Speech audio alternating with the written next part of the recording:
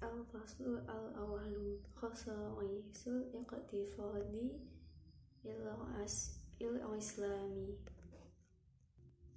Al-khasifat al-awla lil-iqtifad al-islami anah rubani al-musadar falaysa huwa il-iqtifad alladhi qala bihi aflatuna aw arsitu walaysa iqtifadil tijarina awul tabi'ini aw al-kalasikin aw al-marikisin wa innama huwa jaz'a minal islami famasdaruhu ilahi mustamadun min bayanillah azza wa jalla fi kitabihil karimi aw ala lisani rasulullah.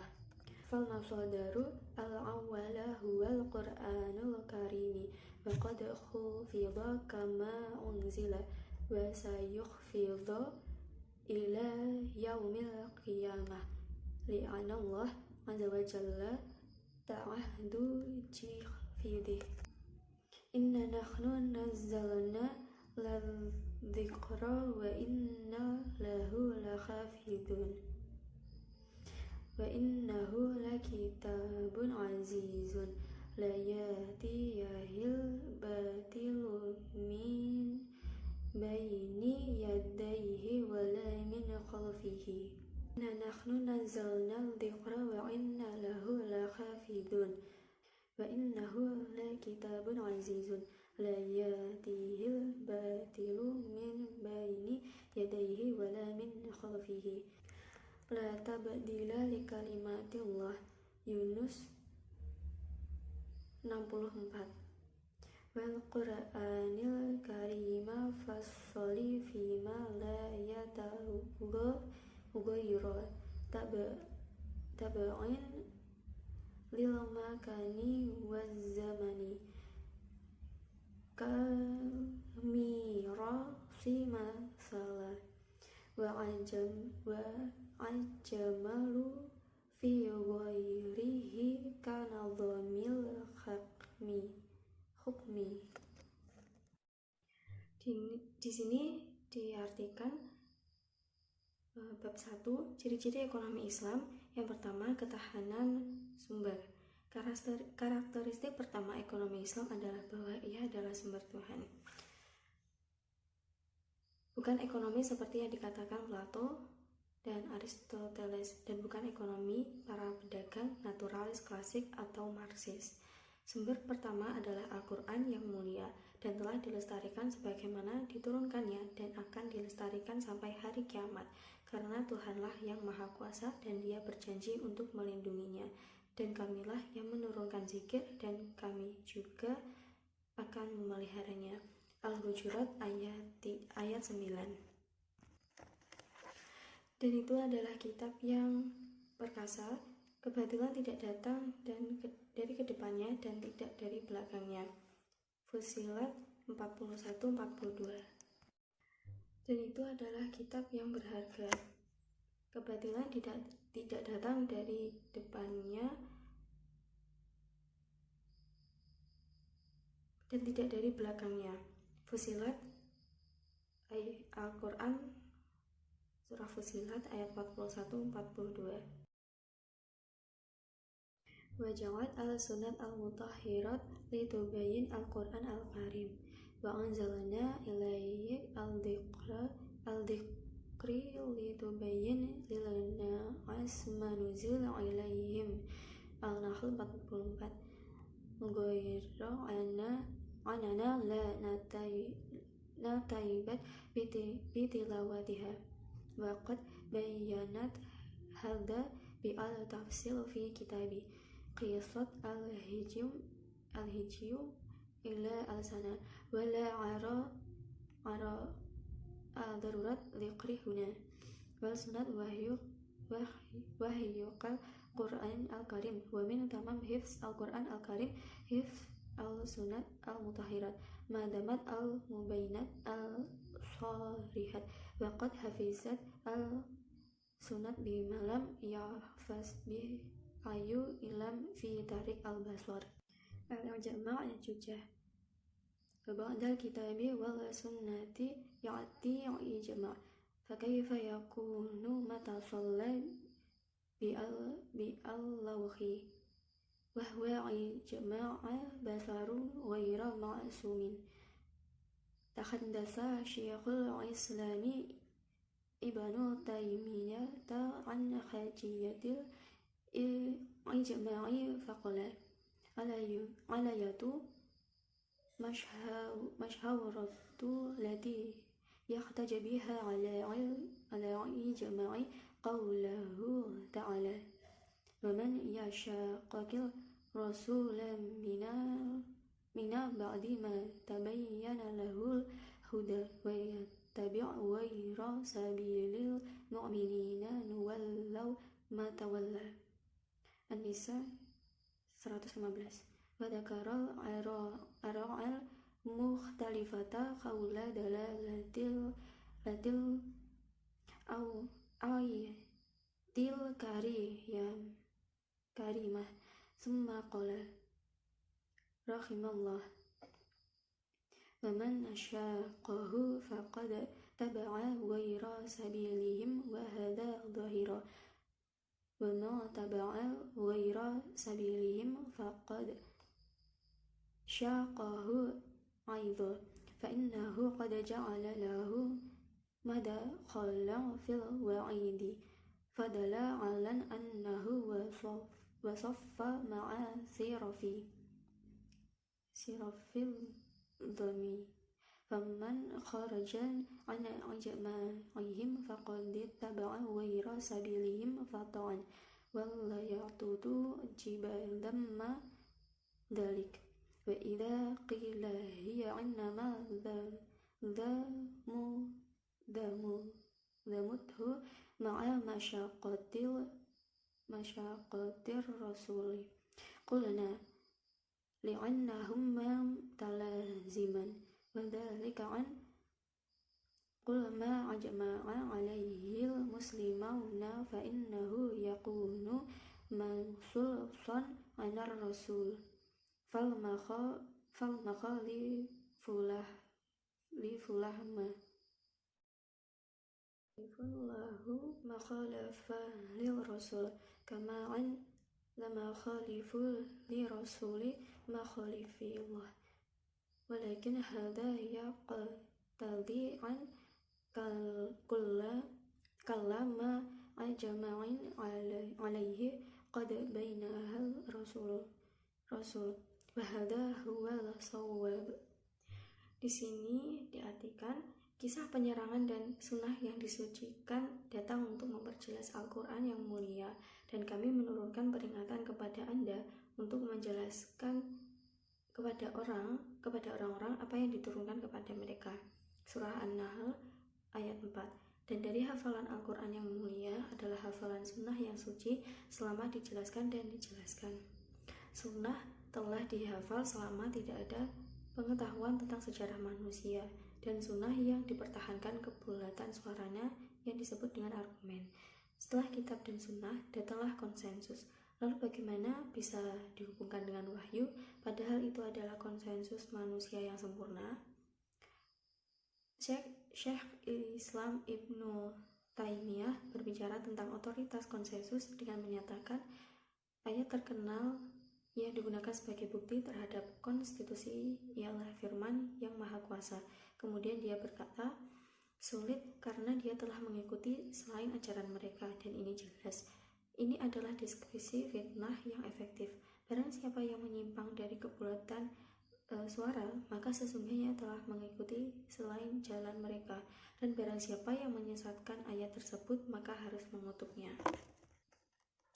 Itu hanya tanggung jawabnya, dan jika dikatakan bahwa Rasul, semoga Allah memberkatinya dan memberikan kedamaian, lalu berkata, karena mereka tidak dapat dipisahkan, dan bahwa segala sesuatu yang telah disepakati kaum muslim ditetapkan oleh Rasul Shallallahu Alaihi Wasallam, Jadi orang yang menentang mereka itu bertentangan dengan utusan Tuhan, sama seperti melawan utusan Tuhan, dan itu benar.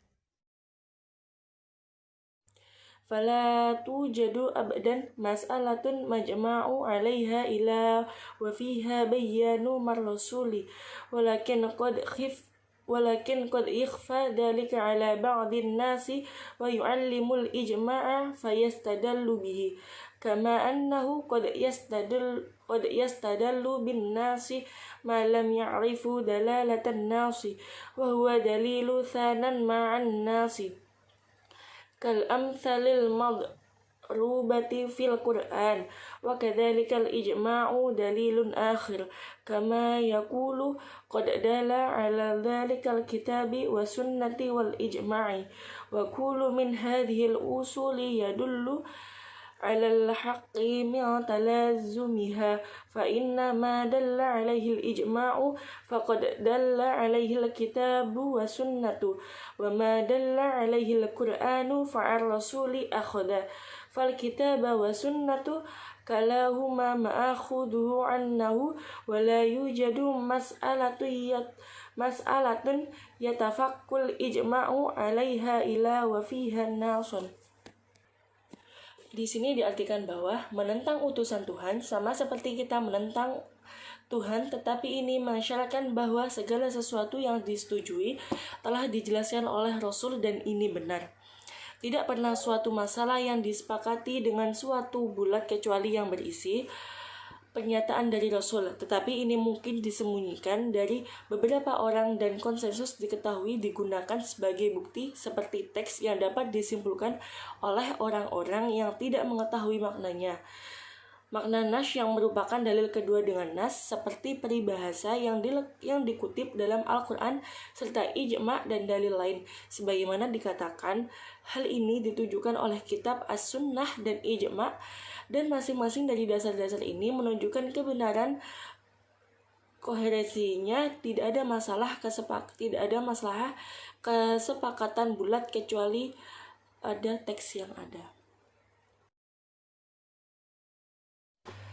وقد كان بعض الناس يذكر مسائل فيها إجماع بلا نص كالمضاربة وليس كذلك ثم قال رحمه الله استقرأنا موارد الإجماع فوجدناها كلها منصوصة وكثير من العلماء لم يعلم ناصا وقد وافق الجماعة كما أنه قد يحتاج بقياسا وفيها إجماع لم يعلمه فيوفق الإجماع انظر مجموع فتاوى شيخ الإسلام 192 حتى 196. Beberapa orang bisa menyebutkan masalah atau isu-isu yang ada konsekuensinya tanpa teks seperti spekulasi dan tidak begitu.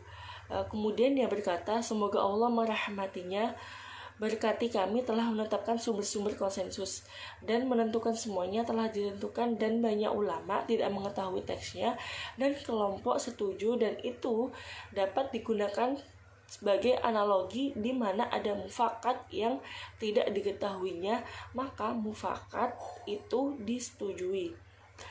Lihat Majmu' Fatwa Syekh Al-Islam 192 sampai 196. Al-qiyasu ghairu minal masadiri wa idza ji'na ila baqil masadiri ba'dan nasi wal ijma'i wajadna qiyasa wa ghairihi minal masadiri allati yarja'u ilaiha al-mujtahidun wal ijtihadu innama yaqbalu ma dama fi du'il nususi wa maqasidi tashri'al islami fal tahidu yuhawalu ayyasilu ilal hukmi syar'iyya fi daw'il wahi wa laysa bil hawa wa tashhi na'am qad yukhti'ul يجتهد لكنه لا يترك الوحي فلا اجتهاد مع الناس وإنما يأتي الخطأ من غير عمد فيما يجد من الأمور الاقتصادية التي يرى المجتهد أنها حلال أو حرام بحسب العدالة الشرعية التي يستند إليها وليس تحليل أو تحريم من عند نفسه ومعنى هذا أن الاقتصاد الإسلامي في جملته مصدره الوحي أو اجتهاد في ضوئه وهذه الخصيصة لا توجد في أي مذهب اقتصادي أخرى فكل المذاهب الأخرى من وضع البشري.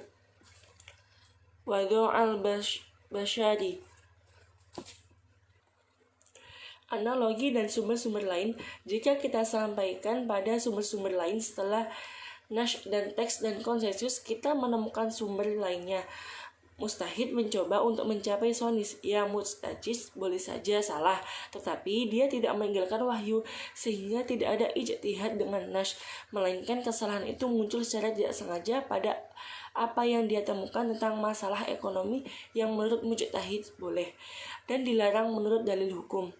Yang mendasari bukan analisis atau larangan itu dari dirinya sendiri, dan ini berarti bahwa ekonomi Islam secara keseluruhan adalah sumber ijtihad dalam terangnya, dan karakteristik ini tidak ada dalam doktrin ekonomi lainnya seperti semua mazhab lainnya. Pikiran berasal dari kondisi manusia. Iktisadu ahlal kitab hal huwa rabbaniyu masdar wa idza kana hadza wadihan bin nisbati lil iktisadil ladzi yansubu li ifrad wa lam yad'uhum anfusahum annahum tamadhu minal wahyi faqad yuqalu barbaniyatul masdari lil fikril iqtisadi an zal yahudu wala masayikhina wa nahnu rifu an zayanati sabiqati li islami kanatu muqatahu fahiya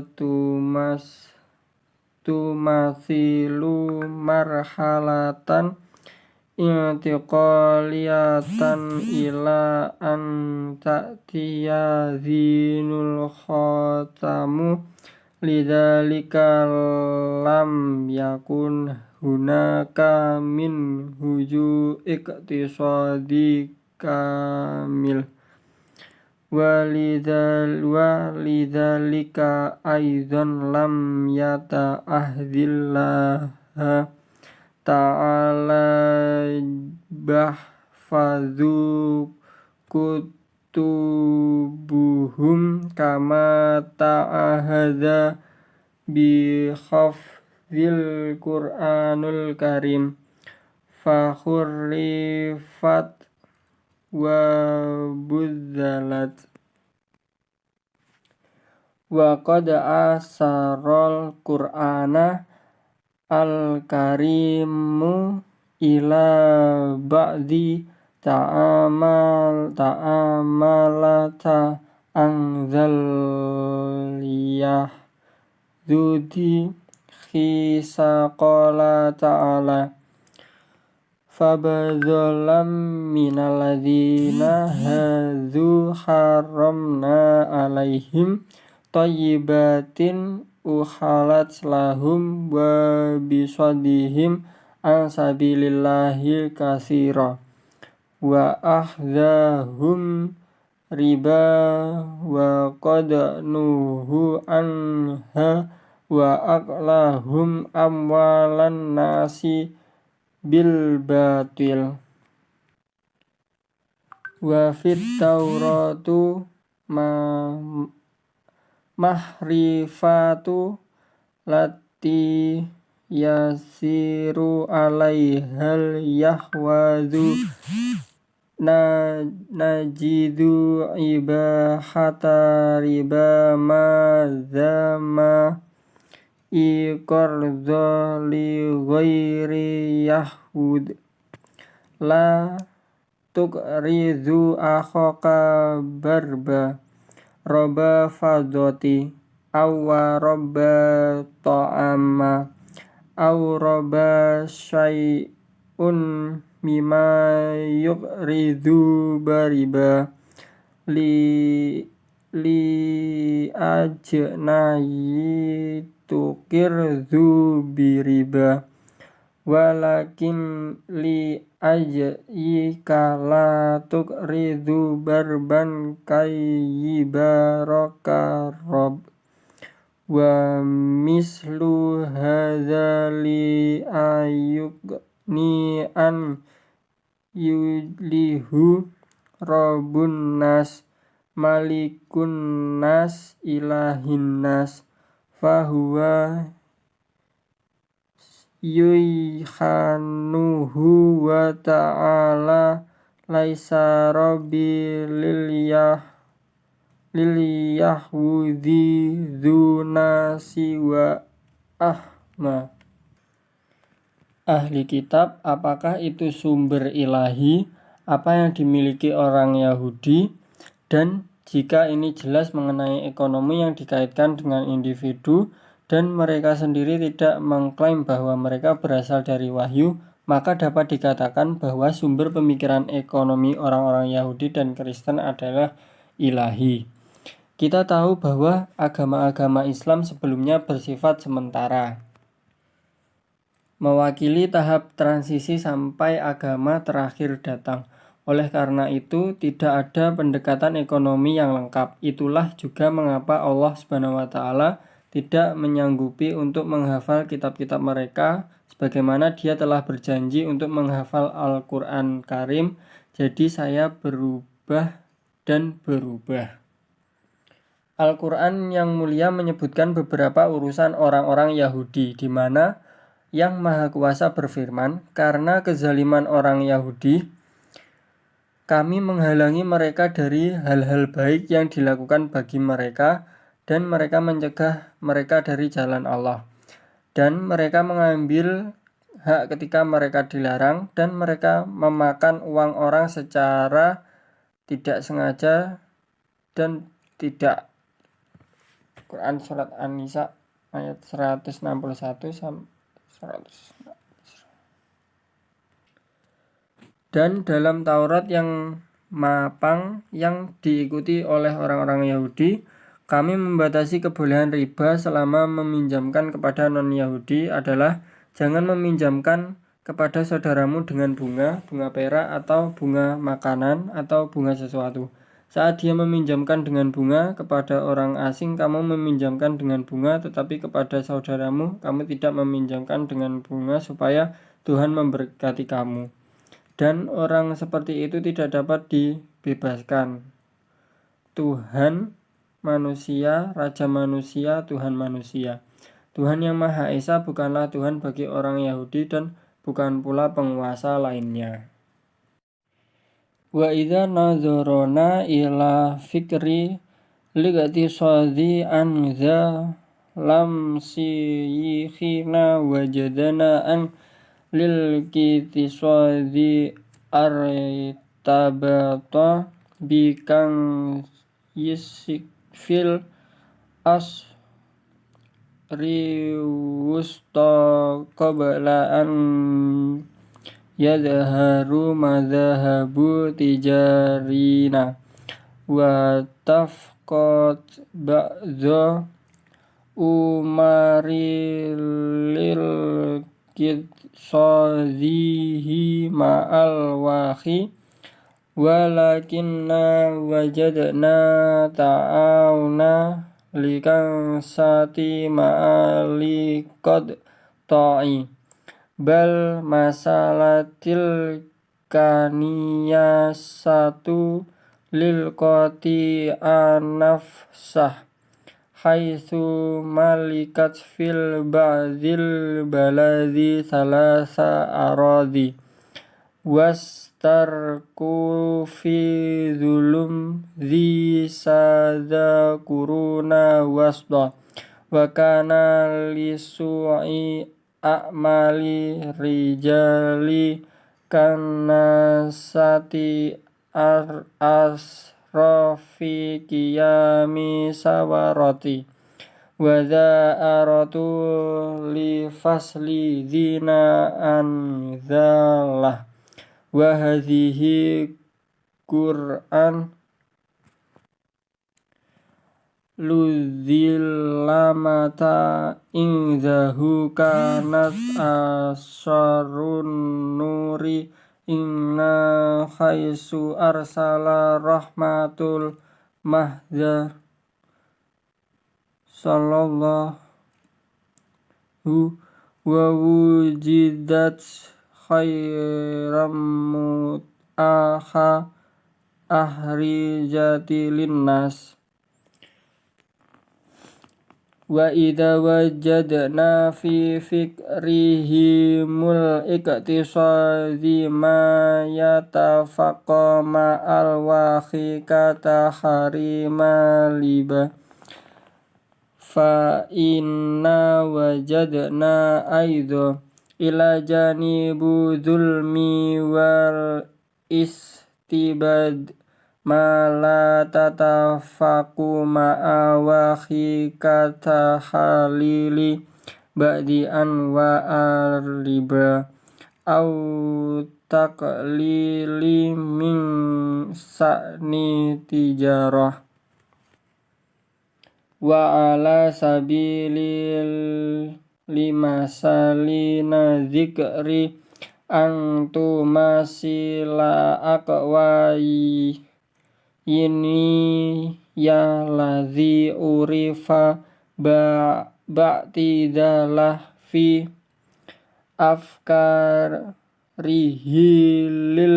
kitsadai wa mailihi ila li irtibati badin ra'ainahu yuqafu fi tahrimi li ribaan dzal kuruzilil tihalakaihi wa takhilu rubati jarah. Dan kapan teksnya? Jika kita melihat pemikiran ekonomi orang Kristen, kita akan menemukan bahwa ekonomi terkait dengan gereja pada abad pertengahan sebelum doktrin dagang muncul, dan beberapa masalah ekonomi sesuai dengan wahyu, tetapi kami menemukan kerjasama gereja dengan feodalisme dalam ketidakadilan yang merajalela di abad pertengahan, dan tindakan buruk pada pendeta berdampak pada pecahnya revolusi dan seruan untuk memisahkan agama dari negara. Dan abad-abad gelap ini bagi mereka adalah zaman cahaya ketika Dia mengirimkan rahmat yang diberkahi. Dan saya menemukan bangsa terbaik yang dibawa keluar kepada orang-orang. Dan jika kita menemukan dalam pemikiran ekonomi mereka apa yang sesuai dengan wahyu, seperti larangan riba, maka kita juga menyatukan selain penindasan dan kezaliman yang tidak sesuai dengan wahyu sebagai analisis. Beberapa jenis riba atau perdagangan yang meremehkan, sebagai contoh, ingatlah bahwa Thomas Aquinas yang bermain dengan moderasi dalam ide-ide ekonominya dan kecenderungannya untuk melekat pada agama. Kami melihatnya berdiri dalam larangan riba ketika pinjaman konsumen dan mengizinkan perdagangan riba.